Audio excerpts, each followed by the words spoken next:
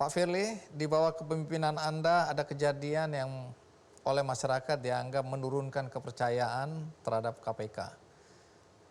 Ada anggota KPK yang mencuri barang bukti dan nilainya besar sekali.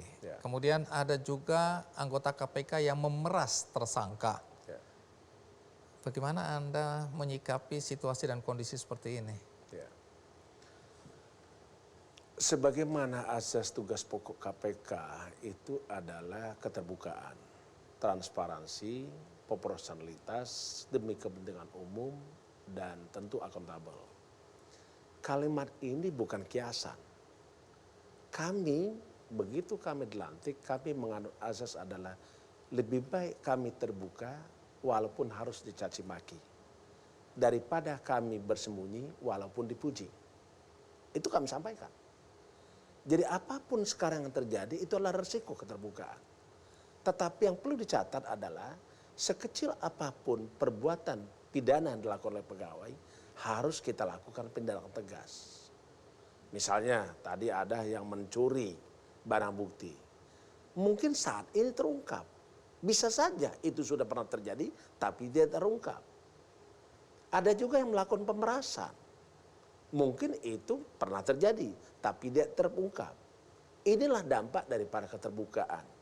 Bahkan kami kemarin sudah bahas dengan rekan-rekan pimpinan, saya punya ide, saya bilang, udah kita buka saja layanan umum, pengaduan masyarakat, kita umumkan. Siapa yang menjadi korban pemerasan pegawai KPK, laporkan. Tapi harus ada jaminan. Apabila itu kasus pemerasan, masuk tindak pidana korupsi itu, maka pelaku pemerasan yang dilakukan penyidikan sebagai tersangka, korban melapor sebagai korban pemerasan, jangan dijadikan tersangka. Jadi kita buka saja. Itulah prinsip-prinsip yang kita bangun. Jadi sudah ada usulan ini ya? Sudah ada. Kemungkinan diterapkan atau tidak ini? Akan diterapkan. Itulah dalam rangka membangun sumber daya manusia berkualitas. Baik. Jadi ini arahan Presiden membangun sumber daya manusia berkualitas seperti itu. Kenapa? Karena kita ada kejar waktu sekarang. Penyidikan perkara diberi waktu 2 tahun. Kalau tidak berkualitas atau santai-santai, tidak bisa kejar itu. Ini, jadi saya tidak akan pernah menutup apa yang pernah terjadi itu. Dan saya katakan, ungkap tuntas. Gitu. Oke. Nah, lepas dari persoalan internal, ya, tapi KPK kan milik bangsa Indonesia. Dan banyak harapan sebenarnya digantungkan pada institusi ini. Karena kita tahu pekerjaan untuk memberantas korupsi itu tidak pernah selesai. Nah, tantangan ke depan KPK menurut Anda sebagai pimpinan KPK apa? Tentu tantangan KPK ini tidak bisa lepas dari tantangan bangsa negara. Tujuan KPK pun tidak bisa lepas dari tujuan negara. Karena tidak akan pernah tujuan negara bisa terwujud tanpa ada peran insan-insan KPK yang hari ini diberikan mandat untuk melaksanakan undang-undang pemberantasan tindak korupsi. Kenapa itu menjadi titik tolak pemikiran kami, pemikiran saya? Bahwa tidak akan pernah tujuan negara terwujud kalau masih ada praktik-praktik korupsi. Dalam tujuan negara disebutkan di alinea keempat Undang-Undang Dasar 1945, melindungi segenap bangsa Indonesia dan seluruh tumpah Indonesia, memajukan kesejahteraan umum, mencerdaskan kehidupan bangsa, ikut aktif memelihara perdamaian dunia berdasarkan kemerdekaan, perdamaian abadi dan keadilan sosial. Ini tidak bisa wujud orang cerdas, tidak bisa terwujud negara sejahtera. Kenapa? Kalau ada korupsi. Karenanya saya punya keyakinan sampai kapanpun KPK tetap akan ada dan tidak akan pernah bubar ataupun mundur. Jadi kalau ada suara-suara bubarkan saja KPK, Anda termasuk yang menolak adalah gagasan itu? Reaksi emosional. Apa pentingnya KPK sebenarnya? Ya, KPK dia dalam tugas pokoknya sudah jelas, tujuannya pun sudah jelas. Tujuan didirikan KPK adalah melakukan pemberantasan korupsi berhasil guna dan berdaya guna. Apa tujuannya? Kalau KPK berhasil melakukan pemberantasan korupsi, maka tentu seluruh program pemerintah berjalan, seluruh aktivitas ekonomi berjalan, seluruh proses perizinan menjadi mudah, seluruh investasi itu akan mendatangkan pendapatan iklim usaha. Kalau iklim usaha naik, maka tentu pertumbuhan ekonomi naik.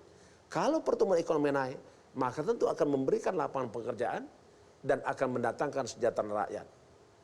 Itu yang dilakukan oleh KPK. Apa yang dilakukan? Satu, KPK melakukan pendidikan supaya masyarakat paham, penyelenggara paham, para partai politik paham bahayanya korupsi, sehingga orang tidak mau melakukan korupsi. KPK melakukan upaya pencegahan, melakukan kajian, telaahan, rekomendasi. KPK tahun 2020, Bang, 65 rekomendasi KPK disampaikan kepada pemerintah. 45 sudah dilaksanakan. 20 masih proses. Apa saja? Dalam musim pandemi COVID-19, 10 program KPK, 10 program pemerintah dalam penanganan COVID-19 dan pemulihan ekonomi, KPK andil di situ. Makanya saya yakin sampai kapanpun KPK tetap akan memberikan kontribusi untuk mewujudkan tujuan negara. Dengan korupsi nggak ada, Bang.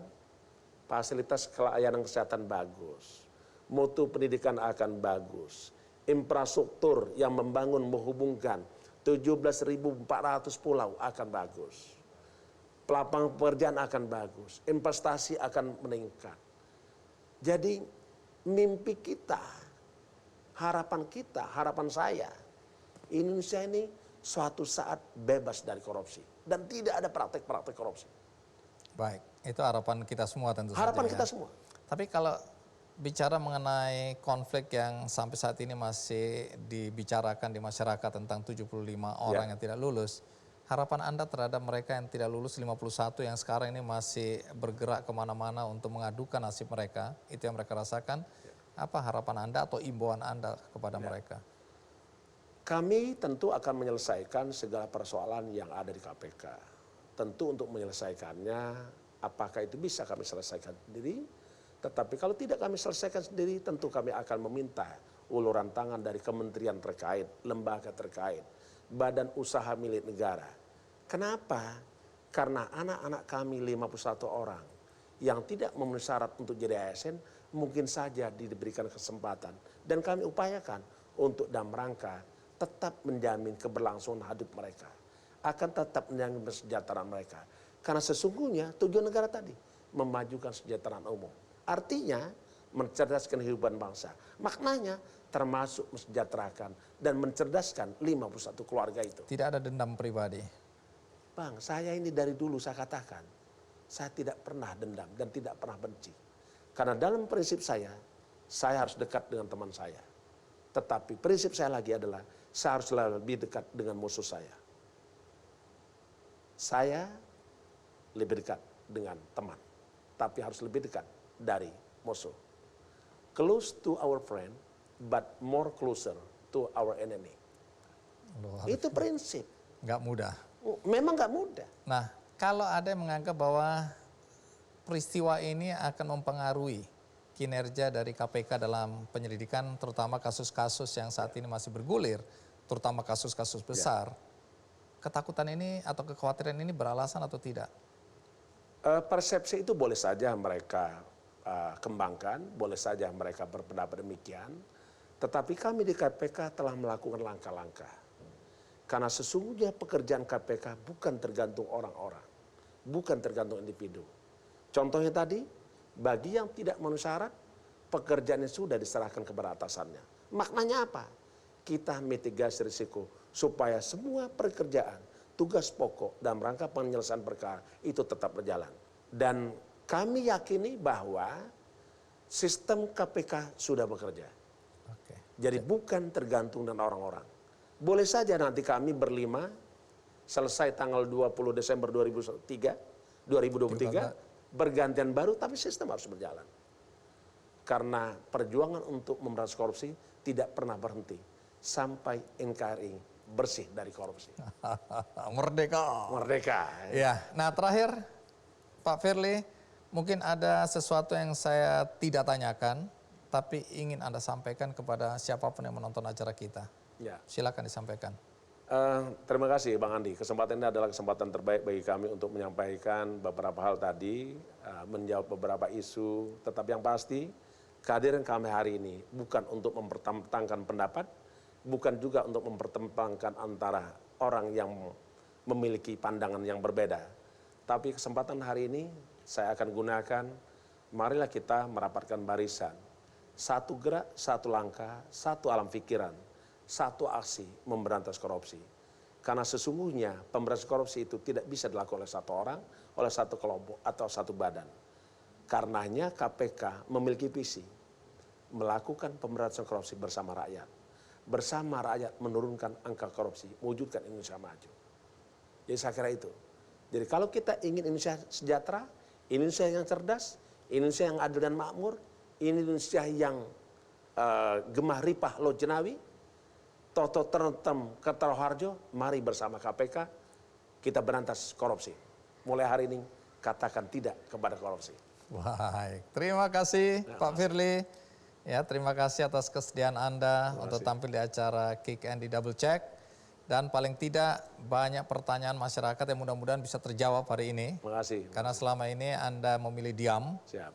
Sehingga banyak orang menuduh Anda takut, Siap. tapi Anda sudah menjelaskan bukan persoalan takut, Siap. tapi bagaimana momentum untuk menjelaskan Siap. sehingga pemahaman ini sampai kepada masyarakat. Terima kasih. Dan mudah-mudahan inilah yang dipahami oleh masyarakat. Terima kasih.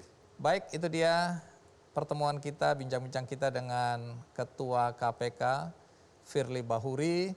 Banyak pertanyaan yang beredar di masyarakat yang sudah saya tanyakan. Saya tahu persis bahwa waktunya tidak cukup untuk mewakili Anda semua karena masih banyak pertanyaan yang mungkin juga ada di dalam alam pikiran Anda.